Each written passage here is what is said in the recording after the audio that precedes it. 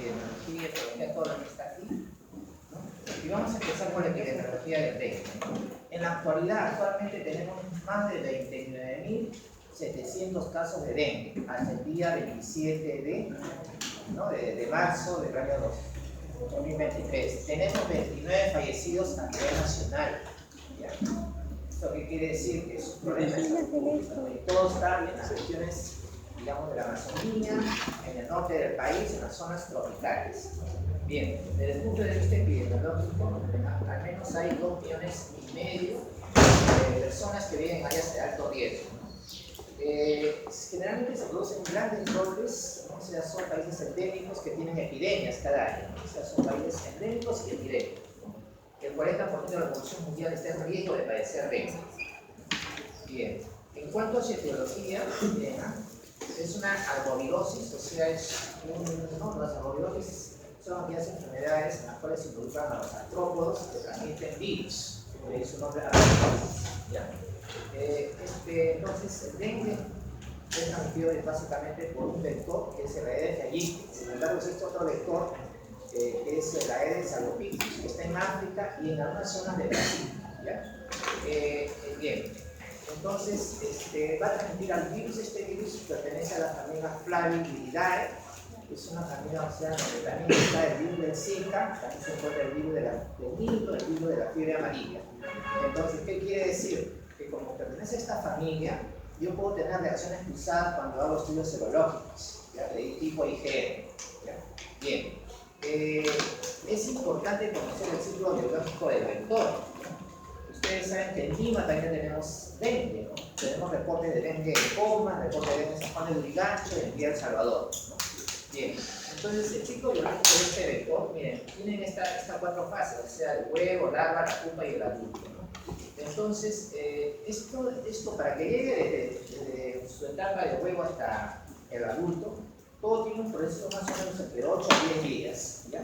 Entonces, después de 8 a 10 días, este vectorcito, una vez que ya cumplió su ciclo, va a picar a una persona. Entonces, el virus tiene en la capacidad de picar a una persona 2 aspectos importantes. Uno, le dejas sus productos a través de sus glándulas salivales, pero también tiene la capacidad de absorber.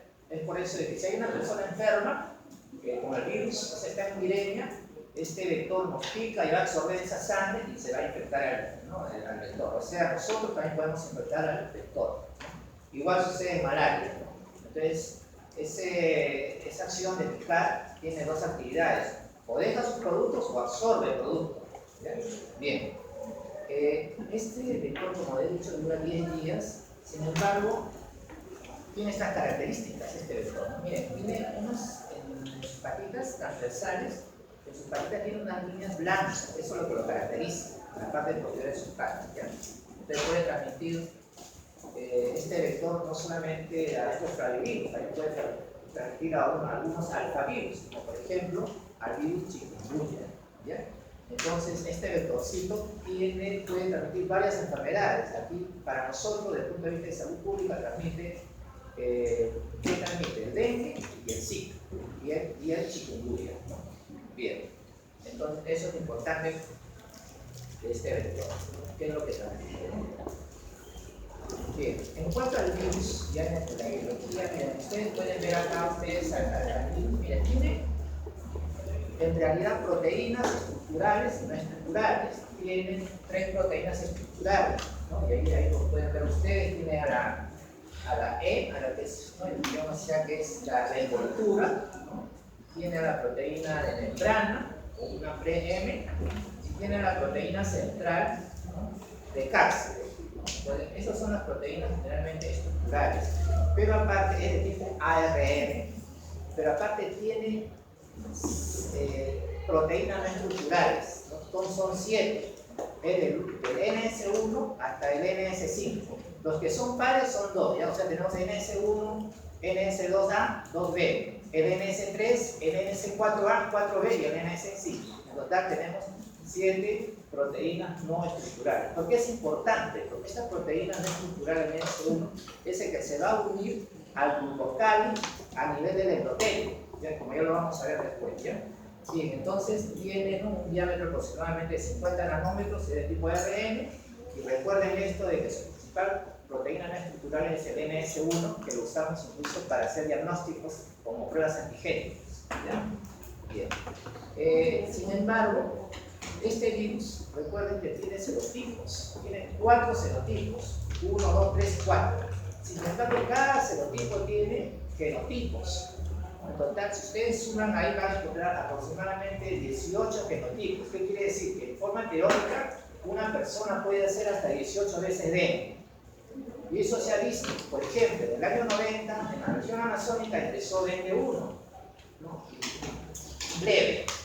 La gente incluso estaba en su casa, no se hospitalizaba. En 95 empezó dengue 2, variedad americana.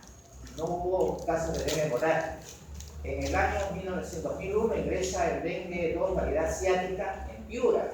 En ese mismo año, en el 2001-2002, ingresa dengue 2, variedad asiática, en Loreto, unos cuantos casos. En el 2003, dengue serotipo 3.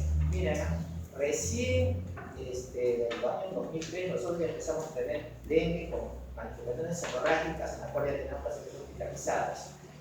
En el año 2011 tuvimos uno de los grandes brotes de dengue en la zona amazónica, tuvimos el dengue, pero era la variedad asiática americana, o sea, era otro genotipo. Miren ya de lo que estoy hablando, hemos tenido la variedad 2, nomás tiene el genotipo americano, el genotipo asiático americano. En estos momentos, lo que está circulando en TIS son 2 serotipos. Los casos que se han detectado en la Guairona, en Lima, es el serotipo 2,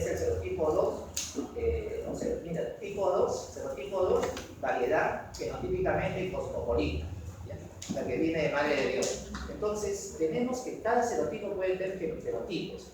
En forma teórica, uno puede hacer dengue. Yo, por ejemplo, hice dengue, variedad 1. También dice dengue por genotipo 1, pero otro genotípicamente diferente al que tuve en los años 90, porque yo trabajé como 20 años en la selva. ¿Ya? Bien, entonces podemos hacer varias veces dengue. Va a depender de lo que está circulando. Entonces, hay gente que en la Amazonía ha hecho 2 o 3 veces dengue, pero son diferentes serotipos. Y si son del mismo serotipo, pueden ser diferentes genotipos. ¿Ya? Bien, eso es importante que se conozca. Ahora, lo otro es importante que cada serotipo tiene inmunidad específica, produce anticuerpos neutralizantes específicos. ¿Ya? O sea, es inmunidad, antígeno, anticuerpos de forma específica, pero estos anticuerpos son neutralizantes. Ya no solamente son anticuerpos generales, como siempre lo vemos con muchas enfermedades, ¿no? Bien. Entonces, acá lo que les he mencionado, el dengue 2 genotipo asiático se ha correlacionado siempre con mayor gravedad, ¿no? El 2 y el 3 son los que producen mayor gravedad de daño, ¿no? Y en cuanto a su patogenia, aquí es importante, ¿no? El virus se transmite, bueno, luego de la picadura, ¿no? Del vector transmite al virus, el reservorio es el hombre, no hay transmisión de persona a persona, ojo, no siempre tiene que ser a través del vector. Entonces, ¿qué quiere decir? Que si acá no tenemos el vector, no va a haber dengue, pero en la Molina ya reportó casos de dengue. Tenemos al vector, ¿por qué? Porque este vector busca aguas limpias. Agua incluso puede estar en un macetero, donde no circula mucho el agua. Entonces, siempre tenemos que tener la presencia del vector y tenemos, digamos, la transmisión de hombre, vector hombre, o sea, pero no hay de hombre a hombre, ¿no? Bien.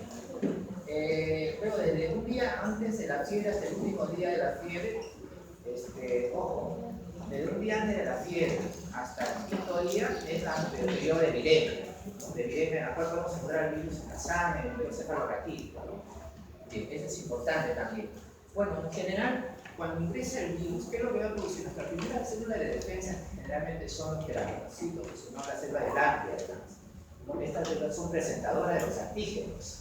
Lo va a presentar al macrófago, el macrófago ya va a hacer que vengan ya los linfocitos específicos para poder bloquear y poder realizar la ozonización o la fagocitosis correspondiente. Sin embargo, en la primera infección, lo que va a generar anticuerpos neutralizantes específicos. El problema es que puede dar una enfermedad leve, pero también puede ser complicada siempre y cuando el paciente tenga condiciones de riesgo. Bien, entonces, simultáneamente se va a ver el fenómeno, ¿no? de liberación de citoquinas proinflamatorias y antiinflamatorias, ¿ya? Y también va a haber un daño directo celular, sobre todo al hipocal. que va a producir la apertura de los canales laterolaterales de las células endoteliales. Y esto lo vamos a ver así, ¿no? Miren, lo vamos a ver acá, lo vamos a explicar. En la primera, en la parte superior, cuando se infecta, digamos, una persona, el virus del dengue, lógicamente va a matar nuestra célula de defensa, nuestra primera barrera de defensa, y se va a producir una viremia, ¿no? Se va a ver la fagocitosis, pero estos van a estar localizados a nivel de los módulos, todo el retículo del res, y va a producir anticuerpos neutralizantes. Uno puede ser una enfermedad leve o una enfermedad, digamos, complicada si se tiene factores de riesgo, son diabéticos, gestantes o tienen una enfermedad crónica. Sin embargo, el principal problema lo vemos en una segunda infección, donde existe mayor posibilidad de hacer enfermedad grave. Ustedes pueden ver en la parte de abajo.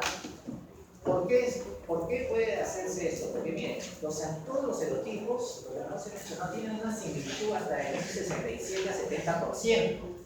¿Y a qué quiere decir? Que si yo tengo un cuerpo neutralizante para un serotipo, o sea, es heterocito, ¿no? Heterólogo, entonces, si yo veo que entra otro, como tiene una parte que se parece mucho, este anticuerpo se acerca, ¿no? Porque está localizando zonas que son similares al original. Pero al ver que no todos son originarios, entonces observa que hay algo extraño. Lo que va a pasar es que se va a unir, se va a formar ahí, hay un receptor ahí, y se va a unir y va a formar, en vez de neutralizarlo, lo que va a hacer, se va a amplificar la viremia. Va a ver, ¿no? Y este es uno de los primeros aspectos que en forma teórica se conoce como ARDE, ¿no? Anticuerpo dependiente, ¿no? O sea, amplificación dependiente de anticuerpos. ¿Ya? Lo que va a producir es una mayor replicación viral. Este es uno de los principios. El otro componente importante que es digamos, la intravasación vascular que existe en los pacientes. En los pacientes tenemos, digamos, aparte de la liberación de las citoquinas, todo eso, se va a producir que a nivel del endotelio se va a producir una apertura, ¿no? de las zonas vasolaterales entre las células endoteliales, porque el NS1 se va a unir al hipocampo, ¿ya? Y va a producir la salida, la fuga de líquidos. Esa fuga de líquidos con presencia de óxido nítrico hace que va a haber extravasación. Y extravasación va a hacer de que los pacientes entren en una situación de hipovolemia. Eso nos explica el shock, o sea, presencia de terceros espacios. Y eso se ve a nivel general, se ve a nivel de todas las cirrosis. Bien, ok. Las manifestaciones clínicas. Bien, uno, el periodo de incubación. El periodo de incubación generalmente va de 3 a 7 días. ¿Ya? La viremia va desde un día antes hasta 5 días después del inicio de la fiebre. ¿Por qué es importante conocer la viremia? Porque de eso va a depender del examen que ustedes le van a pedir para el diagnóstico. Entonces, quiere decir que en el periodo de viremia, antes del 5.º día, yo le puedo pedir PCR, le puedo hacer un cultivo viral y le puedo pedir MS1, que me hace el antígeno no estructural. ¿Ya? Bien, después del 5.º día ya no voy a tener estos componentes y puedo hacer el diagnóstico por la parte serológica, por el IgM, ¿no? El ISA del tipo IgM. Entonces, tiene 3 fases clínicas bien definidas. La fase febril, que dura generalmente de 2 a 7 días. Generalmente dura 5 días. Si tiene más de 5 días, ya no pienso en dengue, puedo pensar en otras enfermedades o una coinfección.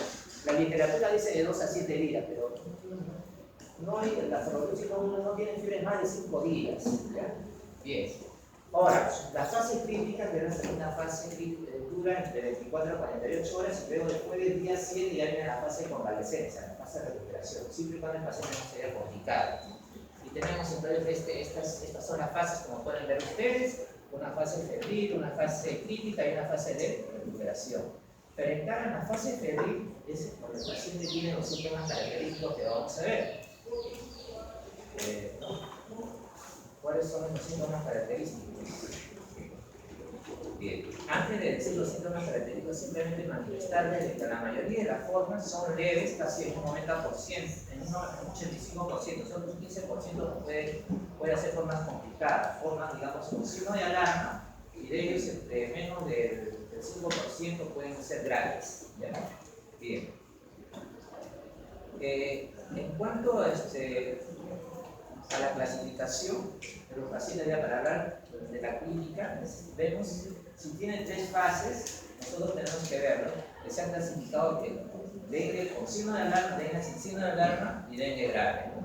¿A quiénes le llamamos dengue sin signo de alarma y dengue con signo de alarma? Sin signo de alarma es aquello que cumple con la definición de caso, aquel paciente que tiene menos de 7 días de fiebre, ya está en una endémica, Bien, que tenga fiebre, artralgia, dolor perio, recuperancia intensa y cansancio.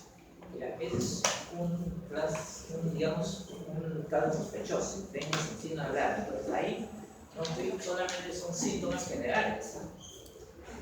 Bien, los que tienen signo de alarma son 4 cosas importantes que nunca se deben de olvidar. ¿Ya?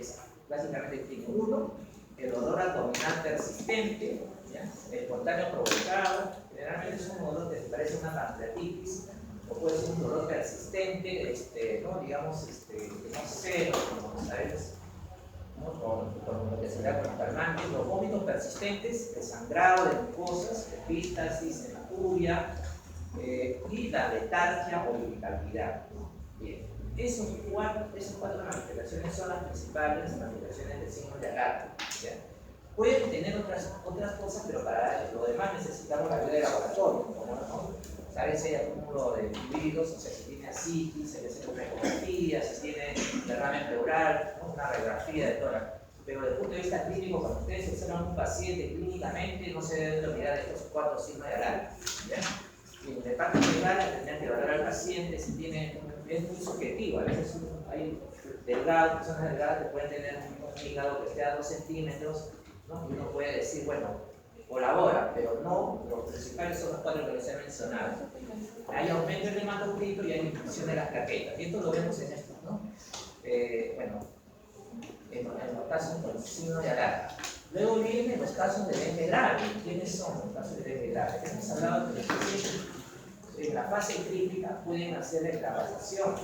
O sea, esta evasión puede llevar a presencia de tercer espacio en serosis, ¿no?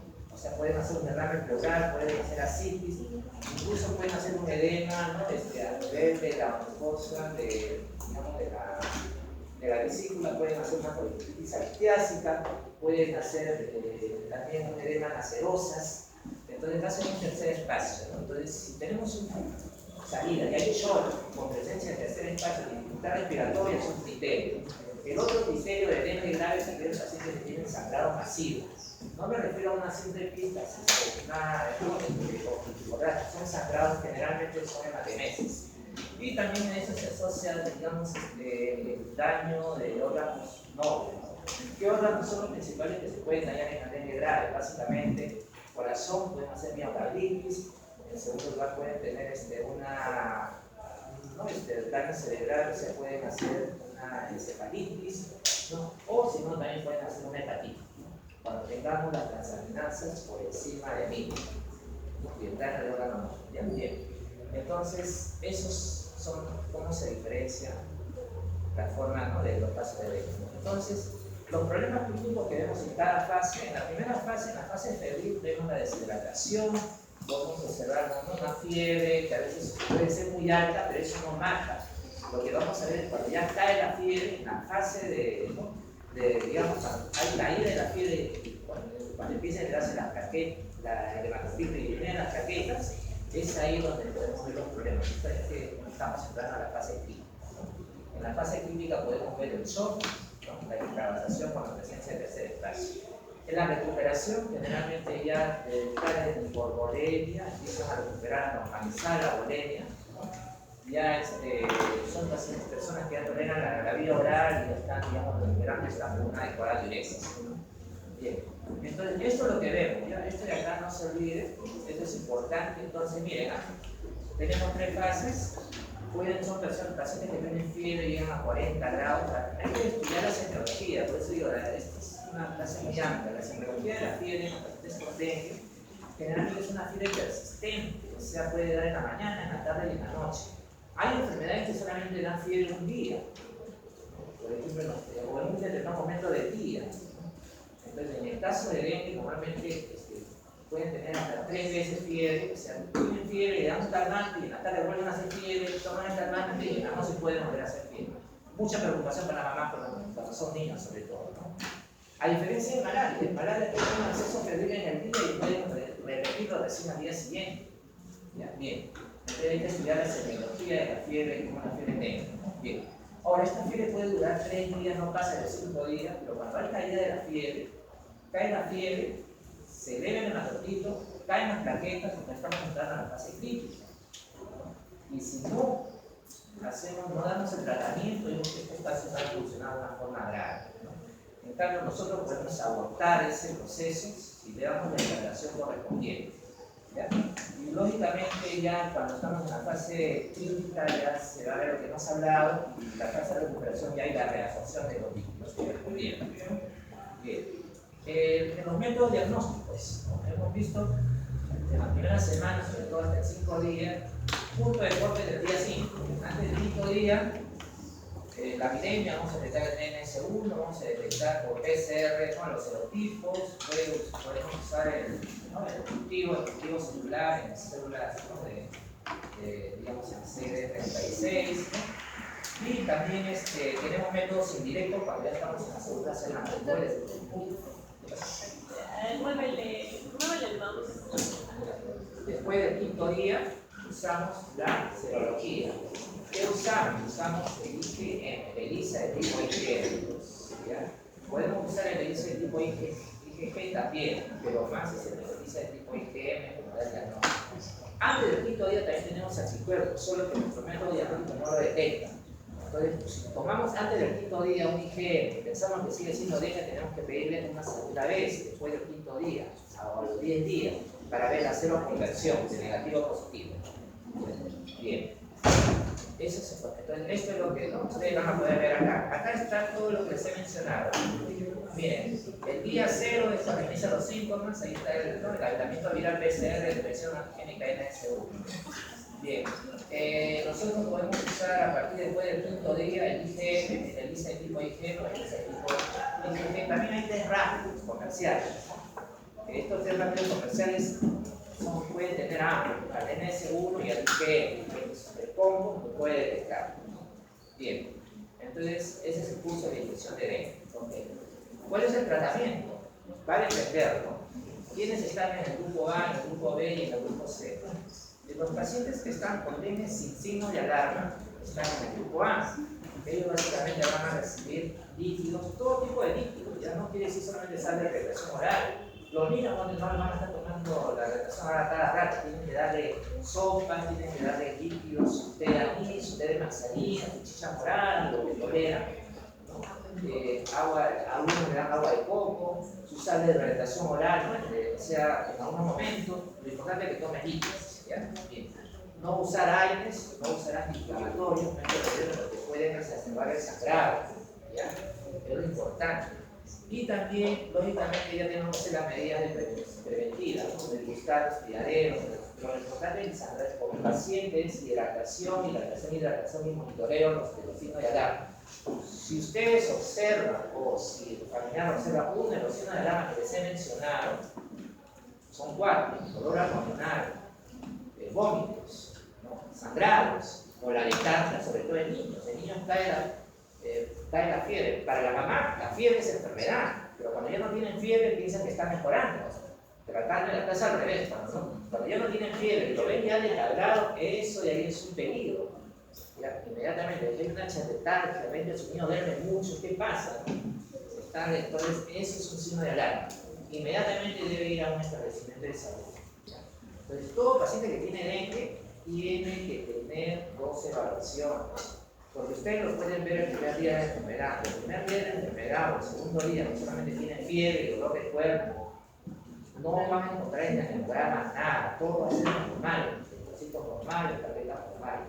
Las plaquetas recién van a disminuir después del tercer día o a partir del tercer día, igual el hematocito cuando entren en la fase clínica. Antes del tercer día lo vamos a encontrar normal. Entonces, ustedes lo que primero que van a pensar que es más fijo, no tienes posiblemente una infección urinaria, o tienes una virosis, o tienes una faringitis. Es lo primero que se piensa, porque no encuentran nada, no hay mucha sintomatología. Incluso el rash no se presenta desde el primer día, el rash se presenta después de, a partir del tercer día para arriba. ¿Ya? A diferencia de Zika, que vamos a ver en Zika sí se ve el primer día, ya rash, no podemos ver el rash. Bien. Entonces, ahora, los pacientes, ellos deben ir a casa, todo el grupo A que se mantiene en casa, y hay que ver si hay aparición de signo de alarma. Si hay signo de alarma, inmediatamente debe regresar. Entonces, nuestra responsabilidad es que si nosotros tenemos un caso de dengue, te estoy hablando ahora, no sé cuál va a ser tu evolución, porque diagnóstico se hace al final. Pueden iniciar con un disfunción de alarma y terminar en la UCI, ¿ya? Si se tiene factores de riesgo. ¿Ya? Entonces tiene que ser evaluado en una segunda oportunidad, sobre todo en el momento de la fase clínica. Si usted lo ve en el segundo día de la enfermedad, tiene que venir el día 4, y ahí vamos a ver su real dimensión, pero tiene que tomar todo, obedecer las indicaciones y hacerse un control el día 4 para ver si está más con su paquete o si tiene un signo de alarma. Bien. ¿Qué más? Vamos al segundo uso.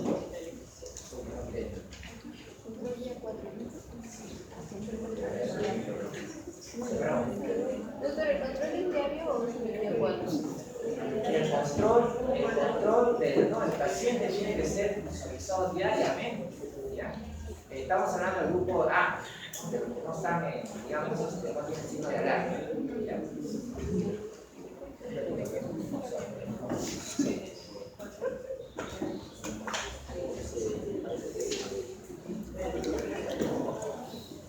Entonces, en casa hay que vigilar. Si tiene signo de alarma, inmediatamente debe ir al hospital. Esto sí está bien, tiene acá. Cualquier signo de alarma, como lo ven ahí. ¿Ya? Bien. Ahora, en el grupo B son aquellos que tienen signo de alarma, ellos sí necesitan manejo hospitalario. Ojo, no es prioridad en las emergencias muchas veces en el grupo B, por eso que tenemos muchos fallecidos, porque no usan tóxicos. Entonces, ellos necesitan un área donde puedan ser monitoreados. Entonces, ahí hay que ponerle cuál es el tratamiento. Usamos cloruro de sodio, a ver, por ejemplo, usamos cristaloides, y hay que iniciar generalmente a 16 por kilo de peso, luego vamos a 7 y a 5, dependiendo de cómo está la diuresis. Entonces, es un paciente que hay que estar monitoreando. ¿Ya? Bien.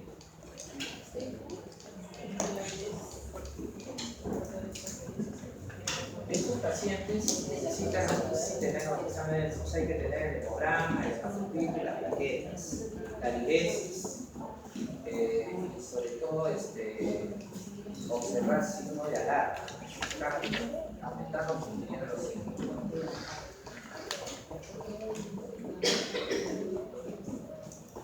Bien.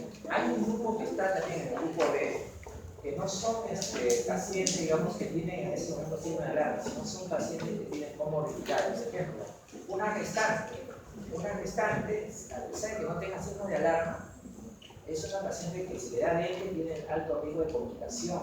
¿Ya? Entonces, varios de los fallecidos, de los 28 fallecidos, son gestantes. Entonces, gestante con dengue igual hospitalización. Igual, tenemos pacientes con diabéticos, con pacientes oncológicos, ellos se deben hospitalizar, están en el grupo B. O sea, deben estar hospitalizados y deben ser observados. En ellos ahí sí podemos incluso la hidratación puede ser por vía oral si que no amerita todavía por vía endovenosa, dependiendo de la evolución. O sea, hay que monitorearlo. Bien. En el grupo C son aquellos pacientes que ya están en shock, aquellos pacientes que tienen miocarditis, que tienen encefalitis, o que tienen un tercer espacio, necesitan básicamente un manejo ya, digamos, de UCI, porque en la UCI no hay que ser invasivos. Fallecen cuando son muy invasivos, o sea, a lo mucho se necesita intubación, se necesita mantener luego buenas vidas. No hay que estar poniendo el catéter venoso central, porque si no vamos a generar mayor daño endotelial. Solamente aquellos pacientes que tengan buena infección, que ya no tengamos otra opción, que necesitemos a ERSI, porque se ha visto de que a más invasión, el porcentaje de mortalidad aumenta en este tipo de pacientes. Ok, y esto es lo que nos manifiesta, ¿no? La OPS, ¿no? Ustedes ven. En Lima, ¿qué está sucediendo en Lima? Nosotros hemos tenido brotes en bidones, ¿no? En Cerdas y en Lima. Entonces, muchos de los casos que han sido diagnosticados en mujeres que han ingresado son pacientes que han sido catalogados como neutropénicos febriles. ¿Por qué? Porque en el hemograma, cuando entran a la fase crítica, los pacientes hacen 3 cosas muy importantes: leucopenia, con plaquetopenia, macrofocitosis. Entonces, muchos de nuestros pacientes tenían leucopenia, con rangos, incluso cuando sacaron neutrófilos, a menos de 1000, ya con una neutropenia moderada. Muchos de estos pacientes fueron catalogados como neutropénicos febriles y eran niños. incluso llegaron, estaban programados para hacer ¿no? un examen de médula ósea, ¿no? Una hematología. Entonces, hay que tener mucho cuidado, ¿ya? Hay un diagnóstico diferencial, son las neutropenias febriles, sobre todo en niños cuando las fiebres son agudas. Y lógicamente tenemos otro diagnóstico diferencial, ¿no? O sea, ahí está todo incluido, ¿no? Desde la electropirosis, sobre todo en la zona de Lima, para nosotros sería de eco, brucelosis, astrocelosis, mononucleosis infecciosa, incluso COVID. Si bien en una zona tropical hay que considerar malaria, zika, chikungunya, otras infecciones de la zona tropical. De ahí la importancia que ustedes conozcan cuando viajen y hagan turismo las enfermedades de las diferentes regiones. ¿No? ¿Qué enfermedades hay en Cajamarca, por decir? ¿No? En Cajamarca tenemos tifus, ¿no? Hay chagas, tenemos rickettsia, ¿no? Entonces tenemos, o sea, cada zona tiene su particularidad, ¿no? Dependiendo de eso hacemos el diagnóstico diferencial. En la medida de control, lógicamente, hay que hacer, ¿no? El manejo integrado. Se gastan millones de soles en controlar al vector, ¿no? En hacer las fumigaciones, ¿no? En comprar. Hoy en día estamos usando el malatión, porque ya hay resistencia a todos los órganos minerales, ¿no? Esteroides. Entonces, es un órgano corporal, es una estructura. Entonces, ojo, para el control hay que hacer un control larvario, donde se usa el espiritoxifen para las larvas, es un análogo de hormona de crecimiento, y para los adultos, para los que usan malatión. Entonces, no se debe fumigar solamente si se fumiga cuando estamos en un escenario 3. ¿Cuál es el escenario 3? Cuando hay pacientes virémicos, cuando hay el vector, ¿no? Y tienen toda la parte epidemiológica, lluvias, escenario 1, 2 y 3. 2, cuando solamente tenemos la parte epidemiológica, o sea, tenemos el ambiente, el calor, lluvias, presencia del vector, pero no hay casos. ¿Ya? Entonces, ojo. Y cuando el escenario 1, cuando no tenemos digamos, no hay vector. Podemos tener el sol, pero no tenemos el vector todavía. ¿Ya? Bien. Entonces hay que tener cuidado. O sea, nosotros, Lima está en este momento ya en escenario 3. Pasó de 12 a 3, pero no todo Lima. Todas, por decirlo. No todo Lima. ¿Por qué? Porque hay casos, ya hay el calor, ¿no? Ya hay casos, ¿no? Los diademas. Porque ellos almacenan, muchos lugares almacenan el agua. Ok. Entonces, ¿cuál es la principal prevención en general? En vez de gastar, lo que necesitamos es una vacuna. Y hay dos vacunas que se han creado. Uno que fue la primera que apareció fue el de Baxia. No, miren, sino que fue aprobada, sino que tuvo sus limitaciones. ¿Por qué? Porque teníamos que usar en niños mayores de 9 años hasta los 45 años. ¿Ya? Y teníamos que ver que estas personas deberían ya tener una infección previa de dengue. ¿Por qué? Porque los ensayos clínicos que se hicieron en niños menores que no había tenido algunos fallecidos. Entonces, o sea, imagínense un pediatra, para poner esta vacuna, para prevenir el dengue, tenía que saber que ya tenía una infección previa, o sea, tenía que tener anticuerpo tipo IgG, de memoria. Y no todos hacen anticuerpos IgG, no se hacen, esa población es como hacer un hemograma. Entonces, en una situación de salud pública era difícil, por eso que el Estado no lo asumió como una política. Solamente de forma particular, en algunas clínicas tenían esta vacuna. Entonces, esta vacuna de la Vaxxia, ¿no? Y esta vacuna tenía una particularidad, ¿no? Que habíamos usado la vacuna de la fiebre amarilla, ¿no? Parte de la vacuna de la fiebre amarilla para gracias a esa vacuna instalar antígeno del virus del dengue, ¿no? La vacuna de la fiebre amarilla tenemos el virus es un carivirus. Bien, entonces no sirve para una administración de salud pública. Tenemos una segunda vacuna que está acá en la parte 2, que es el Takeda. El Takeda, que ya está en un ensayo clínico en fase 3, ha sido aprobado recientemente, fue aprobado el 3 de marzo de este año por Brasil. Los brasileños ya lo están usando y tiene una particularidad. En anterior era, miren, esa situación, ¿no? de ese rango de edad, con munición previa, y además solamente tenía mayor sensibilidad sobre el serotipo 1 y 4, y no sobre los principales genes 2 y 3. Esta vacuna tiene mayor sensibilidad en los 4. Ya tienen, ahí pueden ver ustedes su sensibilidad, ¿no? La eficacia llega hasta un 85%, ¿no? De 73 a un 85%. Takeda es una vacuna que recién ha sido aprobada en Brasil el 3 de marzo de este año. Entonces, es algo que se está hablando en el Perú, que posiblemente va a llegar acá también, ¿ya? Entonces, probablemente la mejor manera de prevenir en pregunta de examen depende es a través de la inmunización. Bien, eso es lo que necesitamos, seguir a los ensayos. En este momento es el que está dando mejores resultados. Va a pasar a la vacuna de San Juan de Pasteur. Bien, ok, entonces hemos terminado con esto. Vamos a pasar ahora a Zika.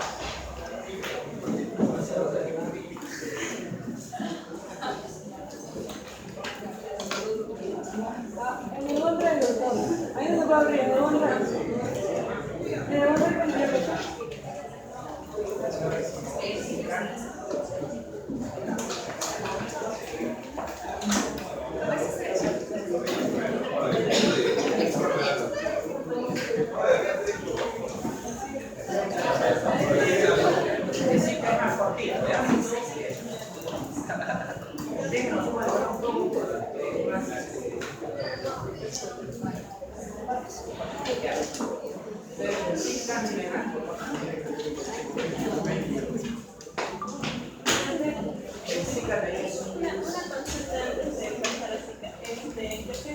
Cuando el recuento plaquetario ya disminuye a valores demasiado, o sea, cae limitado, ¿en qué valor se considera hacer la transmisión plaquetaria? Ya, una buena pregunta, ¿no? ¿Qué pasa si yo tengo una paciente que tiene 10.000 de plaquetas? Miren, no se asusten si tiene 10.000 de plaquetas si no sangra. Porque con una adecuada hidratación, el paciente está, no sangra, tiene 10.000 de plaquetas, el paciente tiene que estar en reposo absoluto. Es evitar este esfuerzo. Pero solamente se pasa la transfusión, no está indicada la transfusión de plaquetas. La única indicación que las plaquetas son distantes y están en trabajo de parto. Porque una cita tiene que tener menos de 70.000 distantes. Incluso en el paciente que sangra, lo que se pone es sangre fresca, sangre fresca total.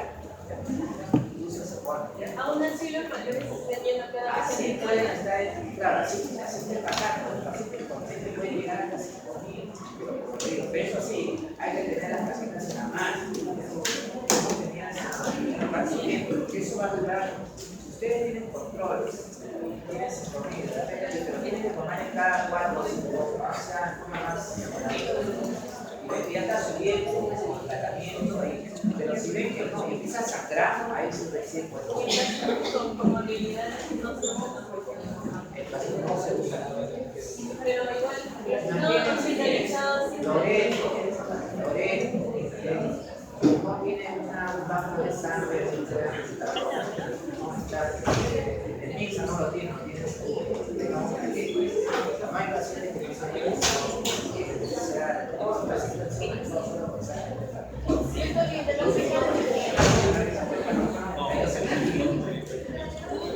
y a veces se tenía que pusieron 5 paquetes, subía 11.000, no era suficiente. Entonces lo importante es la hidratación. Ahora, lo que sí es importante es que los que están en shock no les ha mencionado, pueden usar las esteroides. En ellos que están en shock, pero se les pone solamente con esteroides. Yo le pongo después me pueden hacer un efecto de rebote, inflamación, sale ahí de la superficie artificial y genera un aumento de la presión osmótica que se han dado así. Con los coloides. Claro, entonces los colores solamente se ponen durante el shock, hasta sacarlo del shock y luego se retorna a lo duro del shock. Porque pueden hacer efecto rebote. Así es, no se debe usar de forma prolongada. Bien. Entonces estamos en Zika. En Zika realmente es un clavivirus. En el año 1952 se detectó en el hombre. Este virus lo detectado inicialmente en Uganda, básicamente en primates. ¿Ya? desde el año 1947, en 1952 ya se detectó en el hombre. Realmente el primer brote que tuvimos fue en Yac, que está en Indonesia, en el año 2006, pero producía una enfermedad leve que no le dieron mucha importancia, pero es un flavivirus. Bien. Después, en el año 2015 ya se diseminó por toda América, por la zona de América. Bien, nosotros tuvimos en el año 2016 casos de dengue reportados en Cajamarca, Loreto, en el norte del país, Piura, Cusco. Bien, la transmisión, como pueden ver ustedes, primero era entre primates, luego pasó por un vector. Teníamos dos filogéneos, uno la africana y el otro la asiática, que es la que circula en las Américas, es la asiática. Bien, y recuerden que primero entre primates, este vector se un primate y luego le pasaba a otro, ¿no? Pero después ya pasó del primate al hombre. Y ahora tenemos una transición de hombre, vector, hombre. O sea, está involucrado el vector. ¿Quién es el vector? Es el Aedes aegypti. Bien. También tiene estas particularidades, ¿no? Que puede ser transmitido, digamos, por vía sexual, a través del semen, ¿no? A través de transfusiones sanguíneas, y también puede pasar de madre a niño. Bien. La etiología, ¿no? Entonces es un flavivirus similar, ¿no? Donde también pertenece el virus del dengue, ¿no? Este tipo ARN, la transmisión es por la metadura del vector Aedes aegypti, pero la hembra del vector siempre son las hembras, ¿ya? No solamente para dengue, sino para malaria también es la más frecuente, hembra, ¿no? ¿Sí? Ok. La patogenia, miren, a su forma de transmisión, puede ser, bueno, vectorial es la principal forma de transmisión, la dura del vector infectado. Puede ser por transmisión sexual, perinatal, ¿no? Congénita, por transfusión sanguínea o por trasplante de órganos, ¿no? Como ya está ahí, ¿no? Entonces se ha detectado en saliva, orina y en semen y sudor, ¿ya? Entonces, miren la transmisión, la principal forma de transmisión es por uso titular del mosquito. Entonces, consideraciones de salud pública, ¿no? La transfusión sanguínea y trasplante de órganos es muy importante, ¿no? O sea, tener una forma de transmisión también. Otro, miren, de los casos clínicos, solo 1 de cada 4 personas infectadas desarrolla sífilis. ¿Qué quiere decir? Que solo el 20% de sífilis se infectan 5 y 1 va a desarrollar sífilis. Los síntomas son leves, no produce el sangrado que se ve en dengue, no da unas alteraciones hemodinámicas que se ve en dengue, ¿no? O no producen manifestaciones más de tipo, digamos, como se ve en chikungunya, de tipo inflamatorio, ¿no? Bien. ¿Por qué entonces estudiamos a este virus? ¿Cuál es su principal? Por los efectos que puede producir sobre la gestante, sobre la gestante y al nivel de recién nacido, ¿no? Bien. Tiene la misma característica, tiene una proteína de envoltura, una membrana, ¿no? Un centro con ARN.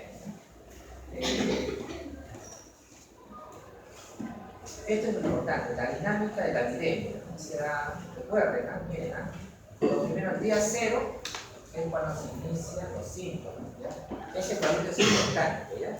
Inician los síntomas. Antes está el periodo de incubación que se da en el vector, igual que dura más o menos entre 8 a 10 días en el vector, ¿no? Bien. Y ahí pica a la persona, le transmite, ¿no? Tenemos un periodo de incubación. El periodo de incubación en el humano va de 3 a 6 días, ¿no? En el mosquito es de 7 a 14 días. Entonces, una vez, de 3 a 6 días, una vez que ya aparecen los síntomas después del periodo de incubación, ¿qué va a suceder? Al virus lo vamos a encontrar en sangre, ¿no? Y en líquido cefalorraquídeo, igual que en dengue. Pero después del 5.º día, miren, ¿no? Ustedes van a ver que también lo pueden encontrar a nivel de orina, lo que no sucede en dengue. O sea, puedo hacer un PCR en orina, ¿no? Y ahí ya tengo, ¿no? O sea, puedo encontrar, miren, hasta 4 tiempos, el día 15, ¿no? 15, ¿no? Y puedo encontrar la carga viral en orina. Incluso en semen se reporta hasta 3 meses. ¿Ya? Bien.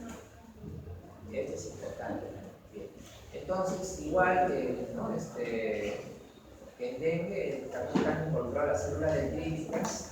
Y lógicamente, ¿qué es lo que va a producir el virus de Zika? Generalmente es fiebre, da fiebre, dolor de cuerpo la conjuntivitis, que es lo que lo caracteriza, y un rash. El rash es desde el primer día. El dengue hemos dicho que aparece a partir del tercer día. En este caso, desde el primer día. ¿Ya? Desde el primer día ya podemos tener un rash. Bien. Y lógicamente, el rash produce prurito, o sea, como dice ahí, ¿no? Fiebre, rash, mialgia, produce un prurito, puede durar 4 o 5 días y ahí, si no está gestando, mejora la paciente, mejora la conjuntivitis y entra y se recupera. El problema es que si está gestando, porque puede haber la transmisión, ¿no?, vertical o perinatal. Entonces ahí es donde podemos tener casos de microcefalia. Entonces incluso se hace estudios si es una gestante, o puede tener, si es en el primer trimestre, puede tener abortos. Si es en el segundo y tercer trimestre, ya el aborto se puede dar daño a nivel del sistema nervioso. Entonces el diagnóstico durante la gestación lo podemos dar a través del líquido amniótico. Los oncólogos están preparados para hacer extracción de líquido amniótico y hacer un PCR de líquido amniótico. Bien. Ok. Manifestaciones clínicas. Hemos dicho 75% son asintomáticos, ¿no? Y de los casos que son sintomáticos son leves. Y en la hemorragia no tenemos nada, ¿no?, hasta ahora un caso de fiebre y de hemorragia grave. Y desenlaces fatales no hemos visto en personas, ¿ya?, por sí. Bueno, el periodo de incubación ya los he mencionado. Es una enfermedad que dura entre 4, puede durar en realidad puede durar entre 4 y 7 días.